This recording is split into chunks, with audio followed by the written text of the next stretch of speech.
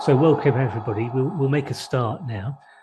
My name is Jeremy Dixon. I'm a reader in social work at the Centre for Adult Social Care, and I'm really pleased to be chairing this lunchtime session, which focuses on championing a research culture. So I'd like to welcome our speakers today, who are Liza Turton and Rachel Scourfield. So Rachel and Liza are consultant social workers with Neath and Port Talbot Social Services, and they're going to tell you a little bit more about themselves and their roles in the presentation itself. So, as you will all know, research enriched practice is often seen as the gold standard within social care, but it can be very difficult to do within a busy local authority environment. So, Liza and Rachel have taken up this challenge, and they've recently received funding from the National Institute of Health Research to champion a research-based approach to social work practice. And this is what they're going to talk about today. So in terms of the format for today, Liza and Rachel are going to talk for about 40 minutes or so. If you've got questions, the best way to ask them is if you can add them to the chat box towards the bottom of your screen. You can also ask a question in person if you want to raise your hand towards the end. So do write questions as we're going along, and I can ask those, or if you'd like to ask them yourself, then do let us know as well. So without further ado, I'll hand over to Liza and Rachel, and really looking forward to this. So thanks for coming. Thank you very much, Jeremy, for introducing us. And Liz and I would just like to say, a big thank you to ExChange for giving us the opportunity to rearrange this presentation. So thank you very much for that. So my name is Rachel Scourfield, and I'm a consultant social worker in Neath and Port Talbot. I have been a qualified social worker for about 20 years. And during that time, I have always worked within the substance use field across children's and adults services. And I'm also a practice educator. And I think it was really that role that has helped develop and increase my interest in evidence-enriched practice. And I'm Liza Turton. I'm also a consultant social worker, having practiced in both child protection and adult safeguarding.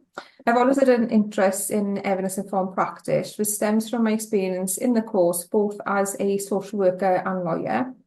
And today we're going to talk you through our Championing a Research Culture project. So let's start off by taking you through our journey of how we created a research culture at Neath and Port Talbot. So Rachel and I were both consultant social workers in practice, myself in adult safeguarding and Rachel in IFS, when in 2019 we started working with NICE to explore how their resources and guidance can inform our practice.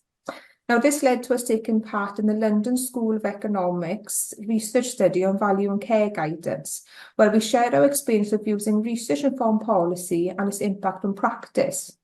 And we were the only local authority in Wales to meet their criteria.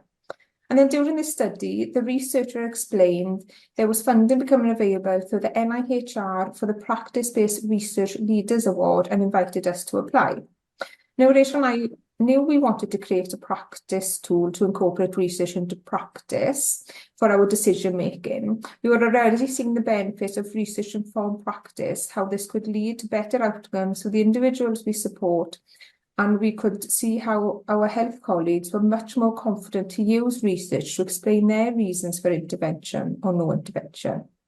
We felt securing this funding could fast forward our vision by giving us dedicated time to implement a model of working.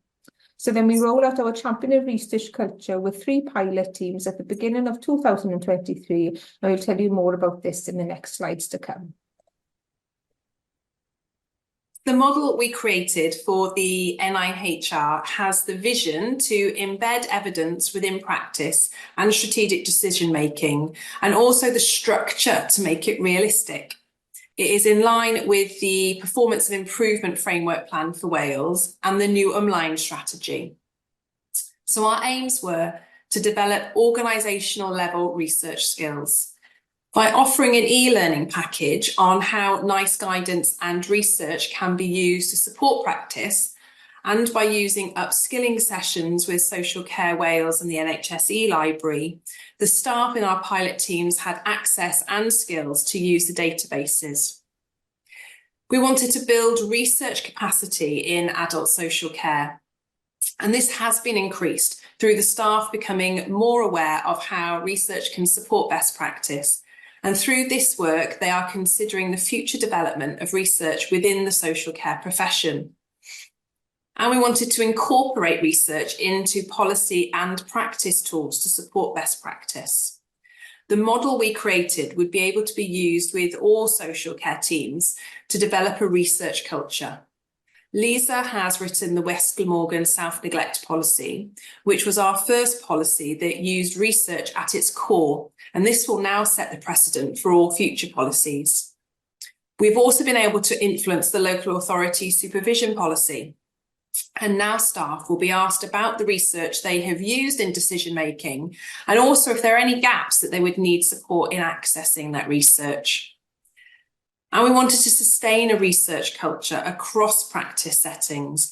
The aim is for staff within the teams to take over the leadership and use of this model. By working with frontline teams and with strategic managers, we are able to influence the cultural development and use of research within all aspects of local authority planning and practice. So this is the model of implementation. We had 3 pilot teams, and they were the complex disability team, the Neath network team, and the occupational health team. So let me first talk you through what this model would look like for a staff member. So firstly, you would be asked to complete the e-learning on how to incorporate research into practice. And this would take an hour to complete, to follow the training and also the assessment at the end. They will then take part in case mapping sessions where we map out the research base to inform their decision-making and interventions.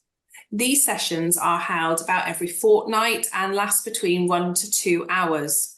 The practitioner only needed to attend their own. However, we have found that most of the teams are attending it as a group learning environment. Prior to this, they will have provided us with a summary of the case. And knowing that time is precious, our referral process incorporates taking cut and copies of current assessments or planning that the social workers have already undertaken. And then Liza and I restrict ourselves to an hour or an hour and a half to explore the research base around that decision. We do this as one of the main barriers for practitioners is time. And we want to show that without wizardry research skills, it was possible to undertake a research review. There is also an expectation that practitioners will discuss the research base in their supervision. And the last thing we're developing is an A to Z practice toolkit. So an example of this would be if you are working with somebody with self-neglecting behaviour, you will find under S, the West Glamorgan safeguarding policy. You will also find the self-neglect and substance use practice document. You'll find case law summaries, a risk assessment, and a clutter image tool. So we had the vision and the model, but we needed to create change, and this takes time, support and guidance. There's a quote from McKinsey in 2016 which said that recent studies had showed that over 2/3 of transformations fail because of fear and complexity prevent people from embracing the change, and only 1/3 of employees have the right support to evolve their skills. So we use the cycle of change to give us a grounding for how to approach this change with staff. So at the contemplation stage, this was really Liza and myself considering how we wanted this model to look and feel. We considered our previous experience of new ways of working and understood that the teams needed to buy into it with us. We wanted to take a grassroots approach rather than allow senior managers to dictate that research was used in all assessments by a certain date.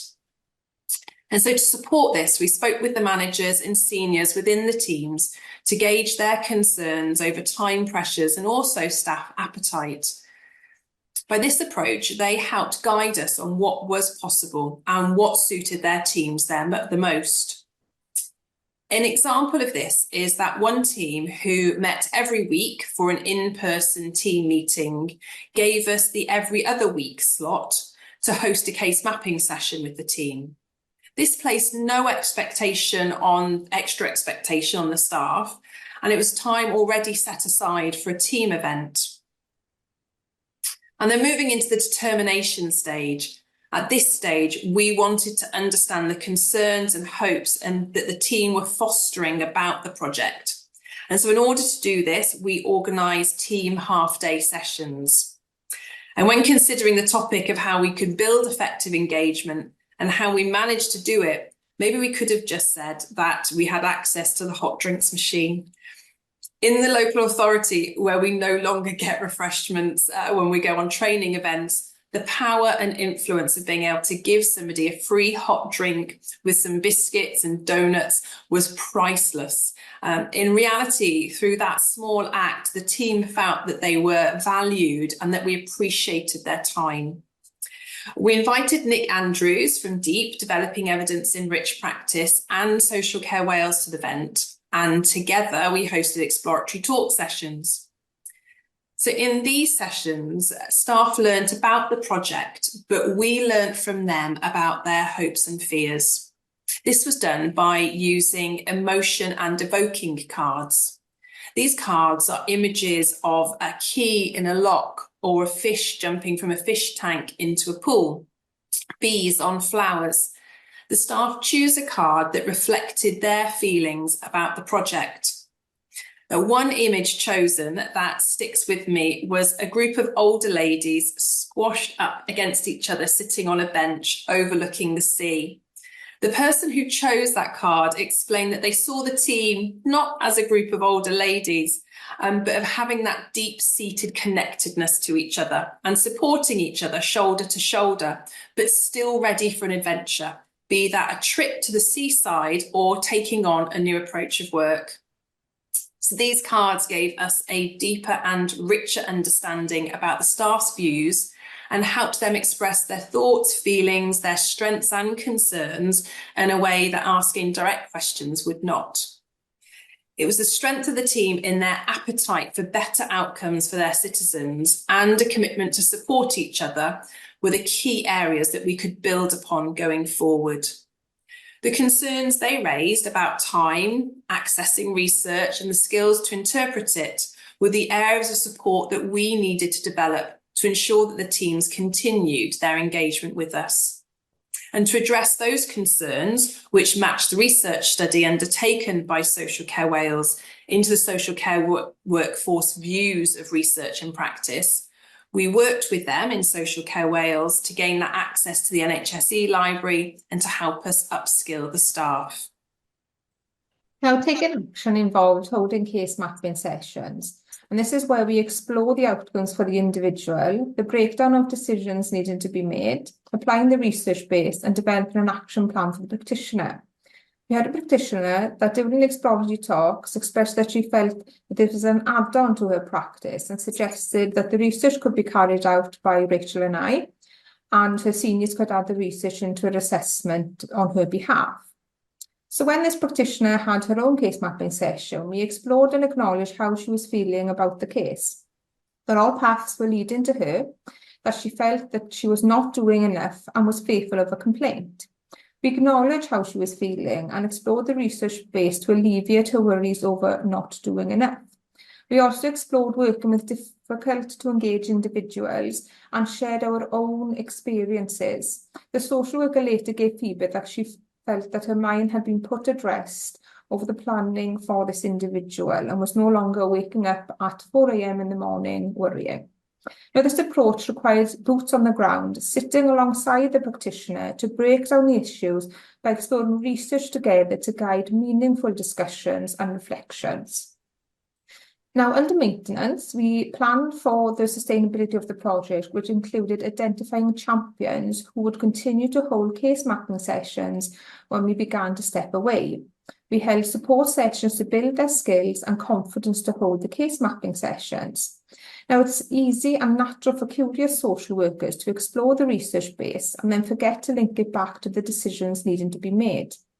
By supporting the champions, we help them to stay on track to case mapping sessions so that they did not fall into general learning discussions. So, for example, at the first case mapping session for a champion, she'd researched the area of self-neglect. And although this was helpful, the actual question was how the individual could remain in their home long term. So again, trying to link those back together. Now, we're also fortunate enough to influence the supervision policy, which now includes exploring the research base for case guidance discussions. This provides a more formal structure and a reminder we need to provide reasoning for our decisions as practitioners. And we are also auditing assessments to see if there is an increase in decisions being underpinned by research. And we have a story here where a member of the pilot team stopped us in the corridor to say that her manager had returned her assessment as she had not used evidence in her analysis. The social worker was a little frustrated but recognised the value this could add to her assessment. And as practitioners, we felt a little guilty that her work had been returned, but also gleeful that the model was influencing the quality of assessments and being owned by the team. We also undertook review exploratory talk sessions to reflect on the journey, what had worked well and where there was room for improvement. And in this session, we used the same emotion and evoking cards. Now, one card chosen was a bumblebee on a flower head. The person explained that there was a real buzz about research and evidence in the team, and they could feel that this buzz growing. They likened themselves to being a bee, collecting research and evidence to then return to the hive with their skills to provide better outcomes for the citizens. Now, these cards gave us much more detailed understanding of their journey. We're also disseminating the learning from the project, with the stars of the show really being our pilot team members. Here they share their experience of being in a pilot team and shared examples of how the research base has informed their decision making. The pilot teams are proud to see their work disseminated and want social care to learn from their examples. And we've forged links with NICE, ExChange, Social Care Wales, Deep and Swansea University to cascade our model of working. And then there's lapse. Now, lapse is a natural part of the cycle of change, and we factored lapse into the phases of the model. We noticed that our champions were keen to continue to hold case mapping sessions and generally work in pairs to ensure the momentum is continued. We've held upskilling sessions and talk-throughs on how we broach case mapping sessions ourselves. As they have helped shape the model, we feel teams have taken ownership for their contribution. We have set up a peer mentoring group. As we step away from each team, we are linking the champions together so that they can support each other around best practice or when their motivation drops. We have a phased step away plan being led by their confidence. So now, having spoken about case mapping sessions, let's look at one together. Now, our ethos behind holding case mapping sessions stems from wanting to create a supportive environment for practitioners where they can share their case, we unpick the case together and apply the research base to inform the decision making. So here's the diagram that Rachel and I developed to navigate a session and includes considering the individual's outcomes, so what the person would like to happen and their understanding of their situation, their circumstances, which is a summary of what's working well and what we are concerned about. We considered existing strengths as well as complicating factors, and the research base, which includes what will aid our thinking and decision making. And then there's the next steps, which forms an action plan for the practitioner. So let's introduce you to Deb. Deb has a diagnosis of borderline personality disorder and finds it difficult to regulate her emotions, which can lead to aggressive behaviour.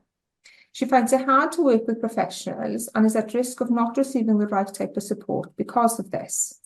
She tells us, "I want help when I feel everything is going wrong," but finds it difficult to accept support as she places great emphasis on being able to control her life in all situations. So I was there brought to case mapping. Well, Deb had a forthcoming review and the social worker wanted to explore any further support for Deb and advice on how she could broach a multi-agency response.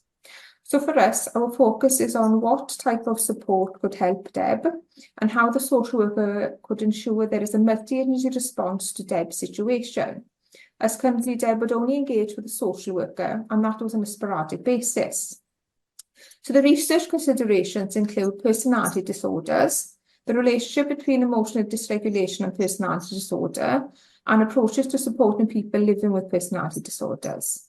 The next steps for the practitioner included using NICE guidance to establish multi-agency expectations at review, exploring support for Deb to access DBT, dialectical behaviour therapy, and for the practitioners to adopt a trauma-informed approach when working with Deb. But before we could decide on our next steps, let's rewind to explore how research informed the action plan. So we always like to start with NICE guidance as it sets the scene and expectations for practice. And in Deb's case, we had the guidance for borderline personality disorder recognition and management. And this covers general principles for working with people with borderline personality disorder, access to services, principles for assessment, and guidance on management by social care, primary care, and mental health care. We also find it favourable to access a literature review to set the scene and give our practitioners a summary before delving deeper. And from our findings, the research linked borderline personality disorder and emotional dysregulation and explored different approaches, the most extensively researched approach being DBT. The themes from research linked personality disorder, DBT, and a trauma-informed response. And we were also able to access podcasts with signposted mood tracker apps which Deb could download. So although we started looking at personality disorder, we quickly added DBT and trauma-informed approaches to our research searches. Now we can provide you an update for Deb. The social worker felt better equipped when attending Deb's review and discussing the expectations of all professionals and how best to move forward as a multi-agency partnership. And the term the practitioner used was, "I rocked the meeting." And this led to Deb being offered a psychiatry appointment to fully explore her needs. And then understanding that the research has highlighted how health can also support her. Now, Deb's outcome was that the professionals involved with her case were not trying to manage her, but seeking to support her. So in Deb's words, I'm going to find out more about this DBT stuff. So what are we achieving? We have been collating the outcomes throughout the project via the exploratory talk sessions, the reviews, case mapping sessions, and most significant change stories, as well as using data from audit collections. So the outcomes for the practitioners is that they felt they understood their own role, responsibilities, and expectations of practice. They had increased confidence around decision-making. The case mapping sessions provided an opportunity to explore what information is needed for making a robust decision. And it also fostered a forum for learning. Staff have felt supported in order to share those complex cases. And there's been a peer supervision element as well. The decision-making felt shared, and it was no longer sitting on one practitioner's shoulders.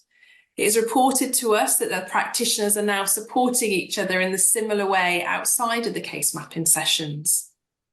And there's a significant increase in confidence within a multi-agency arena. Case mappings will refer to NICE guidelines, which sets out the scenes for multi-agency responses, therefore allowing confidence in understanding each other's roles and responsibilities. And outcomes for the people we support. Our citizens have achieved better outcomes through the considered decision-making and using research to guide interventions. The citizens have experienced more efficient and appropriate responses. The community occupational therapy team have a clear example of this. A lady of Islamic faith had been referred in for daily care needs following a stroke. In order to get in adequate washing facilities, a 2-floor extension had been proposed. The lady was angry. She felt she could not cope with that level of work and that nobody was listening to her faith needs. She needed to clean straight after toileting, or she would need a whole change of clothes as they would become contaminated.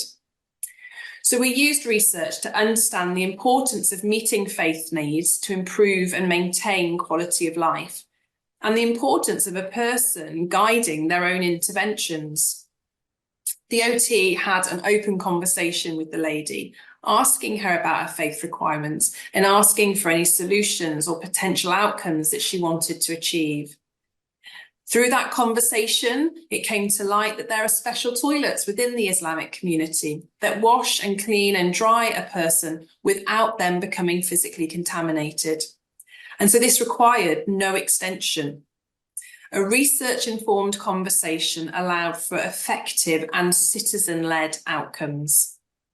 And with the clear roles defined for multi-agency, citizens are being made aware of who can support them for different areas of their needs. For example, you've just heard in Deb's case, she felt that all paths led to her social worker. By using the NICE guidance, Deb could see that she had a whole multi-agency team around her, and that it was the mental health team who could access the DBT for her. And there's also other benefits around that effective practice and having those decisions supported by research. But please don't take our word for it. Here is a video of one of the members of a pilot team explaining the role that case mapping has had on their practice. Hi, my name is Sian.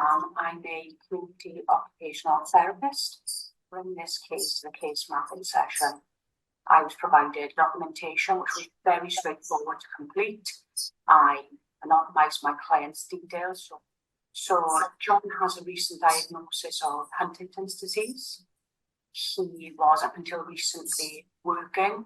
He is a veteran and he lives with a young family and his wife. John was seeing a lot of difficulties due to the symptoms of the condition, in that he was no longer able to go upstairs, he had no access to a working toilet, and also he was sleeping on the settee. I was allocated to support him with any equipment that would help the situation, to look at adaptations that may be possible to his home, but also rehousing if that was needed. The part that I found the most difficult about this case was supporting the family emotionally. So the condition was having a significant impact upon John's psychological well-being, his wife's, but also I found it extremely challenging emotionally as well. So what I wanted to explore via reading, to look at the impact of these types of conditions on John's psychological well-being. And so I sent a question to Rachel. She went and she researched it, and then she brought that research to the case mapping session. Went through each of them with myself and other attendees. But firstly, what was acknowledged was this case is very difficult and would be for anybody involved. And during that session, I felt very well supported by my colleagues and also by the research that she had found. So firstly, she had directed me to some free webinars and videos. I actually reviewed those videos and found them extremely useful because they went through some equipment that would be useful at each stage of this condition, so it's proportionate to needs at each time. I was also directed to a journal which looked at a pilot study of two groups, one without intervention, one with OT intervention. I found this extremely interesting, as some of the results were there was a vast improvement in those that see that OT intervention. Now, with that type of resource, I could choose to pass that on to John, and he could then choose what he did with that information. So the part that I found the most beneficial about the case mapping sessions was that now I don't just look at this as a CPD requirement. I see that research can be beneficial to my practice. It has reassured me in that I am doing everything that I can, but has also validated what I have done with the research. So thank you very much for listening. Diolch am wrando, and I'll hand you back to Jeremy. Thank you. Great, thank you ever so much. That was really interesting. So if people have got questions, I don't think we do have any yet, then do stick them down in the chat and we can ask them. Or if you want to ask them yourselves verbally, then just stick your hand up on the raised hand function at the bottom and we can give you the camera and the mic to enable you to do that. So whilst we're waiting, I had a couple of questions. So I mean, it was really nice to hear the testament at the end and to hear one of your colleagues saying that it changed things from being just like a CPD requirement to actually seeing that it could make a difference. So that was really good to hear. And it was interesting to hear you talking about the case mapping sessions and that you would bring resources or research to the person. I was just wondering if you could tell us a bit more about that research case mapping process, in the sense of how much research do you give to people? You know, are you giving them sort of journal articles, or if so, how many? Or is it other resources or a mixture of those things? Or what would you typically do? We like to start off with nice guidance, if there is nice guidance, because that can really set the scene from a multi-agency approach. We tend to try and find some research reviews as well, or literature reviews, just to set the scene for practitioners. I think what practitioners are finding is if you were only giving them journals, they felt that they were lengthy, that they would have to almost do their own mini research, trying to work out the research base. But we keep it very decision specific as well. So even though we might start off with nice guidance and look at our literature review, we really try and delve deeper, so we keep it very specific. As the OT team was saying, we've been able to find webinars for them, podcasts, that type of thing. So really looking at people's learning styles as well. Some practitioners much prefer to read, but then others will say, well, actually I can pop this on while I'm in the car driving. So yeah, I think the barrier for Rachel and I have been accessing some research. So we might find a great article, but due to the permissions we have, we have been stopped on a few occasions finding what we felt was a golden nugget journal article. So Jane King has left a question in here. So she says, it sounds brilliant, very rewarding and motivating approach to practice. Did the pilot teams get workload relief to engage with this? And she says, where I work, our caseload is overwhelming and we would not be able to engage with this approach without being given less cases, short-term and long-term. I mean, the case mapping session is for the individual themselves, and the original model was for the individual to come along with their senior in complex cases. So the ones people are struggling with, it's not for all your cases, it's for a case that you are struggling with, or there's a level of complexity. But things evolved that the whole team started coming along just because they were learning so much from what we were sharing. But the plan is just for the practitioner and then their senior to attend. So it's like a lengthier supervision or case discussion for the practitioner. Yeah. And there wasn't any case relief, but what the practitioners were sort of feeding back is that by being involved in it, they could actually see the wood for the trees in some of those complex cases. So actually they were using their time really efficiently then in dealing with those cases. So even if it wasn't their case, they were still learning from it and supporting each other. And I think that's what's really come out, is that because frontline work is so overwhelming with the complexities increasing all the time, but the staff actually felt that they had each other's back, and that helped build their resilience levels to cope with the complexity and the nature of our work. Great. And I don't know if you wanted to respond to that, Jane. If you do, we've got your mic on. Well, yes. I just wrote in the comment box, obviously, I don't know what kind of caseloads social workers have in the local authority that the research was done in, but just looking at my workplace, as I say, we couldn't even start taking steps along that route.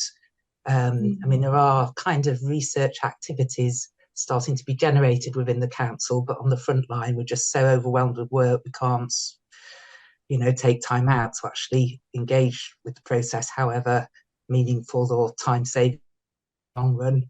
And I've just done some reading about indicative caseloads that was done in Scotland. So I think when we're thinking about how social work should be, I think that's a serious question to be looked at, because with the best intentions of the world, you know, if you've got too many cases, you're not going to be doing this. So I just sort of wanted to make that point, really. Oh, thanks for that, Jane. Because we will be looking at working with some of the frontline teams as well, because although we have these 3 pilot teams, we are going to be cascading wider. And again, my background is from frontline teams as well, and it's how it would transfer over to that type of team is a lot different, maybe to practitioners that hold cases longer term. So thanks for that. That's going to be something we need to think about when we look at our frontline teams. You're welcome. Thank you. Great. So there's a question from Jenny Bell. So she said, where did you find the research, and how did the social workers or OTs find the research relevant to their cases? So we, with Social Care Wales, we gained access to the NHS e-library, which is something that all social workers can apply to now. It's only been running, I think, for a year, maybe less. So we were one of the first big groups of social workers, I suppose, to sign up for it. That was quite tricky in itself, because it had to go through Social Care Wales to be authorised to then get us the logins for the NHS e-library. So that took time. When you've got busy caseloads, we needed to be there with the staff to make sure they followed through the emails to get their logins. And then we were using that as our primary tool. However, it doesn't really meet social care needs fully. It is an NHS tool. That's what we were sort of finding.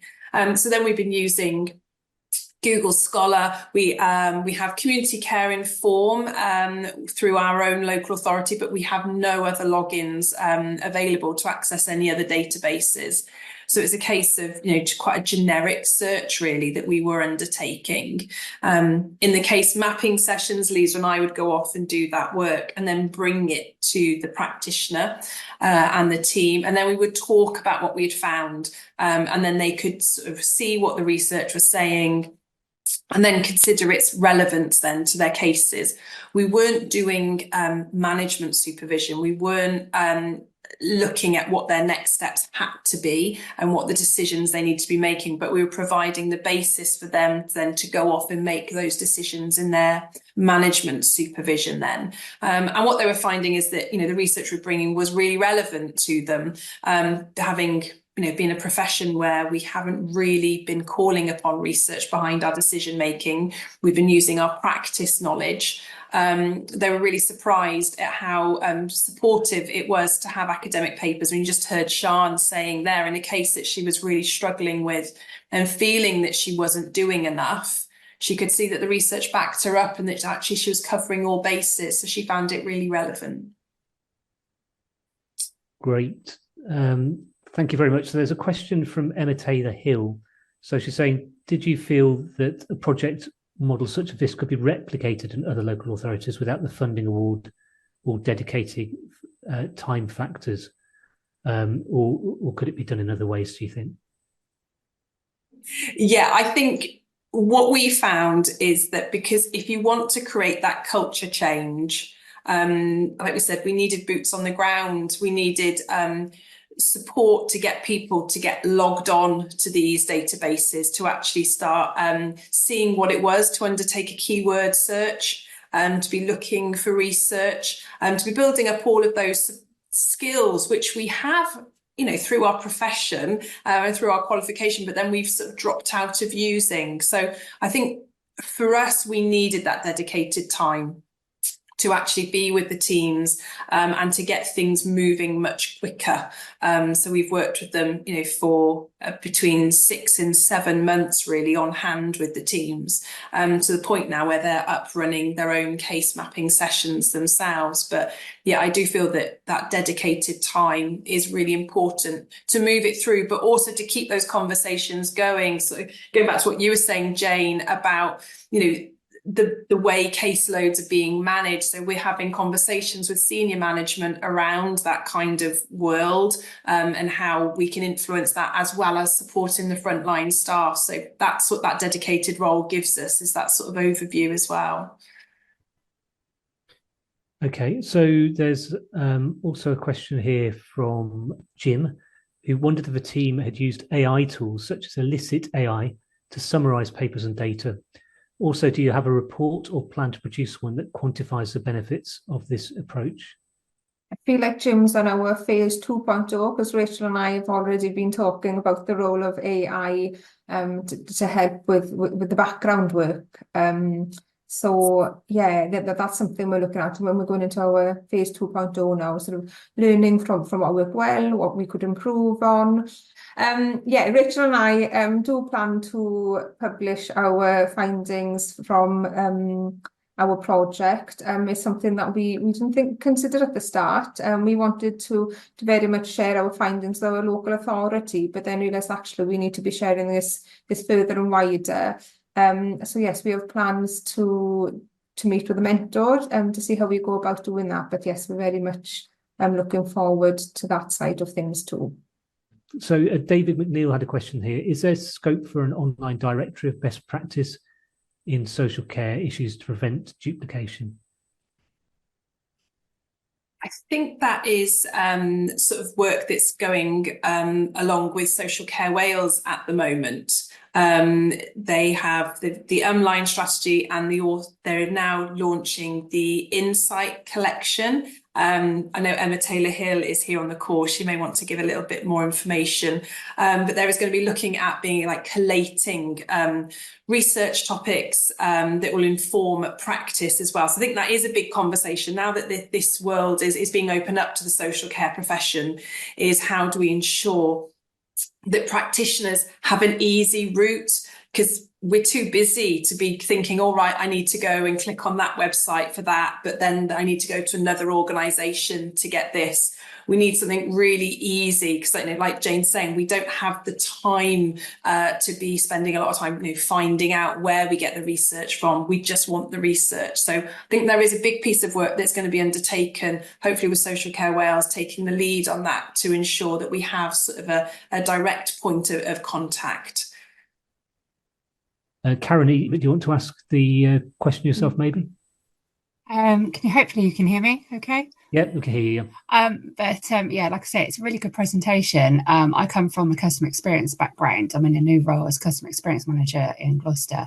It's just really identifying, the reliability of, when we're mapping all the different sources of information or opportunities or services that we can share.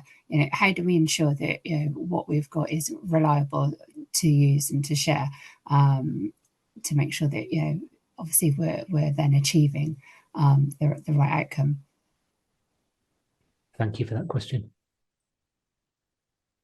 Who wants to go first? So I think for us, because we aren't researchers, Liza and I, we were social workers frontline in a consultant role then, which gives us a little bit more scope in order to undertake practice work before we got the NIHR award. So we aren't researchers. So for us, this was a whole new world, just like it was for our colleagues that we were guiding them through. So we've used resources from Social Care Wales around understanding evidence and being able to pick out grey literature and trusted resources. But I think the most important thing that we found is finding, articles that really speak to practice. And that's what we sort of know. I had to ensure that if it was on the NHS e-library, then it would be from a reliable source. If it was on Google Scholar, we would need to do a few checks on that. But finding anything that really spoke to practice was going to be quite significant then for the staff members, for them to take on board. So yeah, it is hard, and it is something that we don't want frontline social care staff having to be worried about, that they're having to do all the checks in ensuring that everything meets quality standards. It should be easy for them to know that, well, if it's here, then I can trust it, then I can use it in my practice, and to make things more streamlined. But it is something that we've had to wrestle with a bit. Yeah, thank you. I'm at the start of a journey of pulling together what we call customer personas, or basically profiles of individuals in the cohorts and what their needs are. So, I know there's been some conversation around the resource potentially this might take for some people to spend that time doing that case mapping. But potentially there might be something that can be done from a continuous improvement perspective. Using this to look at, what are the trends of the complex cases that we're getting through? How can we identify the profiles and characteristics and needs of those cohorts? And then, pulling together almost a sort of holistic approach that you can dip in and out of and then tweak as you go to speed up that process potentially. Something to kind of build upon maybe. So yeah, thanks, Dan. really. Yeah. Our pilot team seem to be, they had a very good awareness of what areas that they felt that they had gaps of knowledge in, or where they wanted to learn more. I had a really good grasp of the needs of the individuals that they're supporting within their teams. And this is where we've come with that summary then of what we're seeing in practice, and then the support of social care Wales then to look at those research summaries. But yeah, thanks. That's really helpful for us. Yeah, thank you. It's been a fab session. So a few people have given a few comments here about similar things in other authorities. So Jane King's talked about North Yorkshire having a practice framework, which is due to have a research area shortly.